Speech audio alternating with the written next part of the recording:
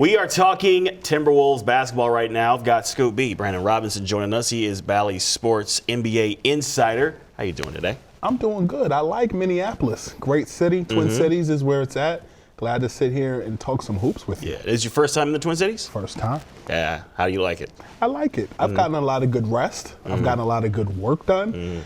And I'm glad to be kind of sitting here with you talking hoops and checking out the Timberwolves while I'm here. Yeah. So what are you liking from them right now? They're in an interesting space, you know.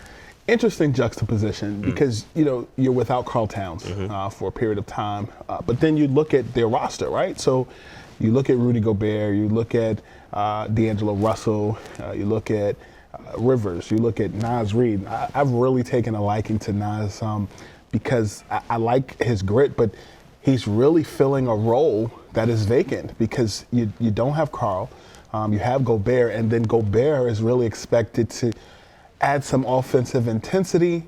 You saw it over the weekend last week where he was ejected from the game against the Thunder, and really and truly, it seems to me that Coach Chris Finch and his team are looking to find some level of identity early on the first quarter of the season complete. That's really the thing. Like, we've talked about the impact of the loss of Karl Anthony Towns and what that means for the team. Obviously, they build their offensive structure around what he's capable of doing. Mostly more of the outside play now that they have Rudy there. And as you mentioned, Naz he's been picking up a lot more minutes as the years have gone by, and he's been an excellent off-the-bench option, sometimes starting if he needs to be. And the composure is really what I keep coming back to. Like, I think we saw in the last week, Rudy's ejection for a little bit of frustration. D'Lo ejected and fined for, barking at refs. 25,000. Yeah. Like, it's a clear, they're still figuring things out, and to be this far into the season and still trying to work that out, does that give you any sort of pause? No, because Rome wasn't built in a day. Perfection is something that you kind of perfect going in the spring, going into the playoffs, and rather you make your mistakes now than they cost you more. Typically, when you talk to folks around the NBA, their thought process is the first part of the season is kind of dipping anybody that watches this, if you take bubble baths, you dip your toe in to see if the water is warm enough. If it's a little cold, if it's warm, however, which way you like your bubble bath. And then this is the point where the Timberwolves are. But then come Christmas time, you take another assessment. You look at a lot of the holiday games. Some people have those national games. Some people are home. You kind of look at your competition. And then Valentine's Day goes into All-Star break, and then turns that second half of the season and March Madness. And some teams, go into runs, and then some of those higher echelon teams, they get a little comfortable. You kind of saw that in the Eastern Conference last year with the Boston Celtics, where you saw seeding change in the East. But we're here in Minneapolis, and the seeding in which the Timberwolves are in right now is pretty precarious, because you look at teams like the Lakers, you look at the Dallas Mavericks, they're kind of teeter-tottering, from middle to end. And then you see the Timberwolves. This is a team where you had a lot of expectations because of Gobert and, helping Towns stay at the 4 position, and him being at the 5. And then, of course, you got Anthony Edwards, who recently said at 21 years old, he feels like he's a 10 to 11-year veteran. He's going to have to start playing like one. And he's still figuring out what his voice as a leader should look like, or what it should sound like. He's got a lot of veterans in there to learn from, guys like Rivers and everything else, and he's like, at what point do I need to be more vocal or less vocal, or just play and let all that speak for itself? I know that's a lot for a guy his age to navigate. I mean, in any walk of life. It's interesting you bring that up, because when you look at the makeup of this Timberwolves team, right? So a lot of guys, some of them, I won't say a lot, come from different backgrounds where they filled certain roles. So when you look at Gobert, for example, he comes from Utah, playing alongside Donovan Mitchell, who's now a member of the Cleveland Cavaliers. That team was built around them. And then you look at even Rivers, as you mentioned, a dynamic player on that Denver Nuggets team, I believe 2 seasons ago in the playoffs. You've seen these certain guys erupt in other circumstances. You saw Gobert as a member of the Jazz last season, if I'm not mistaken, went toe-to-toe with the Dallas Mavericks at some point. And I think what happens is when you're in a new situation, it's almost like transferring to a new school. When do I take over? When do I say subdued? When do I just start yelling and just say, who cares about the consequences? We'll deal with those later. When you look at this Minnesota Timberwolves team, they have a collection of guys who have been there. I think, again, first quarter doesn't determine the fourth quarter. The first quarter doesn't determine the whole outcome. A minor setback sets the stage for a major comeback. And so I hope that they don't go too far into the doldrums of the NBA's Western Conference standings, but I think there is hope. They did add, a two-way player, Matt Ryan, recently to the fold. We're still waiting to see when Carl will make that return. But ultimately, the D'Angelo aspect is something that I think really is going to be interesting. Having playoff experience playing for the Brooklyn Nets and more. And then just the experience that the Timberwolves had last season. When you look at the Western Conference, to me, the surprise teams to the national audience wasn't really a surprise to me personally, but it was the Timberwolves as well as the New Orleans Pelicans. Kind of just became these play-in teams that came from the doldrums to many people. You saw Patrick Beverley feel as though he was winning a championship last year in the play-in tournament, but ultimately, you talk to certain people within that Timberwolves organization, that Patrick Beverley experience was kind of like the seminal moment where there were guys who really felt him, and his mark was still left there to this day, despite the fact that he's now a member of the Los Angeles Lakers. So you feel that influence is still having an effect on them now? Yeah, and that's not uncommon in basketball. You've seen that in other teams. Like, for example, you look at the Phoenix Suns, who made an appearance in the finals a couple of seasons ago. I key on two veterans. One, former Timberwolf Jamal Crawford, who was in that Phoenix locker room for a period of time. And then the second person would be Chris Paul, who this season has missed significant time, but came in year one and guided them to a Western Conference championship and an appearance in the finals, ultimately losing to the Bucks. And then you did see it again, like Vince Carter during his time in Atlanta with the Hawks. So sometimes when you have those veteran guys that are in those young locker rooms, it leaves a lasting impression. And I know a lot of people look at Patrick Beverley as a goon, but at the same time, you even see them defensively playing better in Los Angeles because of his imprint within that system. And so to kind of tie it with a bow, it's Christmas time, and bring it on home. When I look at Patrick Beverley and his imprint with the Timberwolves last season, invaluable member of that roster. Exciting guy, Midwest guy, but more than anything else, that level of intensity is still being felt in that locker room to this day. Yeah. And you mentioned Matt Ryan. Interesting story with him, having been, working in various odd jobs, being undrafted, a DoorDash driver, and everything else. And now to be catching on with the Lakers, now with the Timberwolves. What do you see with his game he's a two-way, but what do you see in him that would be a good addition to what the Timberwolves are doing? You bring up DoorDash and more. Kind of reminds me of Kurt Warner's story at the grocery store and throwing toilet paper from one end of the aisle to the other. When you talk about Matt Ryan, I think a presence. I think they had to cut someone to make room, but ultimately just a presence. I think that they need. But the two-way situation, you've seen successful players come from those options. You look at Jeremy Lin, who played in the G League and moved around, ultimately had success with the Knicks. I think for Matt Ryan, not to be confused with the quarterback, I think he's just a guy a role guy, a glue guy that can help that team. Which I would believe that they need at the moment. There's still, as we've been over the instability, like not fully understanding what they want to be about and how they want to go about their game right now. There are obvious structure changes without their star player, but at the same time, the overall framework, it seems that it's there, but not fully there. Yeah, there's definitely when the frame of the house is there. You just need the furniture. You need the wiring. You need the piping.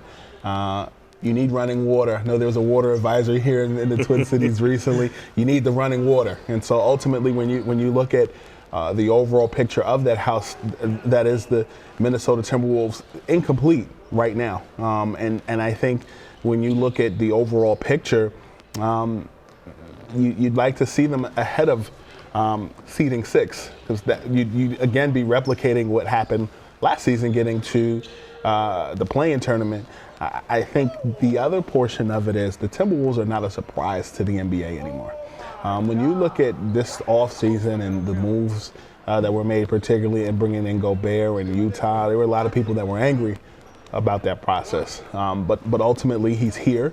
I'll be honest with you, I've been pleasantly surprised offensively against the Thunder, how well he played. I was disappointed that he only played 9-10 minutes of action in that game, because I really think he could have easily given you a cool 25 in that game. D'Angelo Russell was really on fire. I tell people New York metropolitan areas where I grew up, I knew every time D'Angelo scored, because you heard the announcer say his name, but then you heard the sound bite of Jay-Z saying D'Angelo every time he scored. I think he finished that game the other day with over 30 points, but you can't solely rely on D'Angelo to get it done. There's some other pieces that have to step up, and I think Anthony Edwards really is the key that starts the ignition, and can really get, there's times you see people often compare him to Michael. I think that's free candy, low-hanging fruit these days. But I think he does so much and has so much potential in the next couple of years in Minnesota that the sky's the limit. So D'Angelo, Anthony Edwards, as well as a healthy Karl Anthony Towns and Rudy Gobert, should give rival Western Conference teams chills at night. But they just got to put all of the Connect Four, all of the Legos together to complete a perfect product. Yeah, and they're deep enough. And it's not that they don't have personnel to do things that they want to do. They've got plenty of guys there. So as we get into Christmas time, it's here. What kind of Christmas present should Timberwolves fans expect from this team as we get to the end of 2022? Tidings of good cheer. And I think that good cheer is a healthy Karl Anthony Towns. I think, to people on the national side, there are a lot of people who wondered, why does he still want to be here? And I think, to me, the reason why is because there is potential. When I look at Towns' ability to basically be a 4 or 5 man with 3-man potential or 3-man ability, that's scary. You think Anthony Davis, you think Rasheed Wallace. You saw Anthony Davis recently score 55 points against the Washington Wizards the other night. There's no reason why Karl Anthony Towns can't be playing that well. That's why you brought in Rudy Gobert. I think the other thing that, people in the Minnesota or the Minneapolis area specifically should, be looking for Christmas is a return on their investment. You really and truly put up the framework of a house, or the whole house, to get a framework of a house. Now you got to start to bring in the turkey. You got to bring in the fine china, which in some NBA circles would mean a championship. You've heard Karl Anthony Towns talk about a championship being in this city. As time goes on, people remember those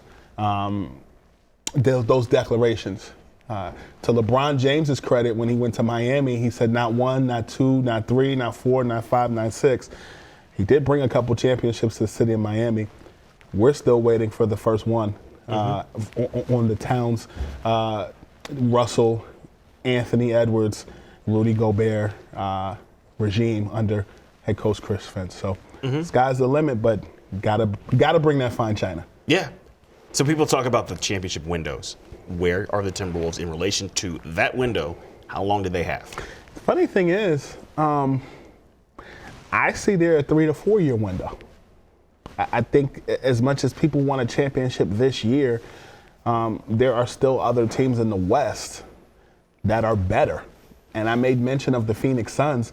The Suns did it without Chris Paul for a period of time. Now recently returning, you got that. And I think the other thing that you really have to pay attention to across other Western Conference teams, quietly, is the Denver Nuggets, who to me, without Jamal Murray, has been was really what kept them from potentially making an NBA championship appearance last season.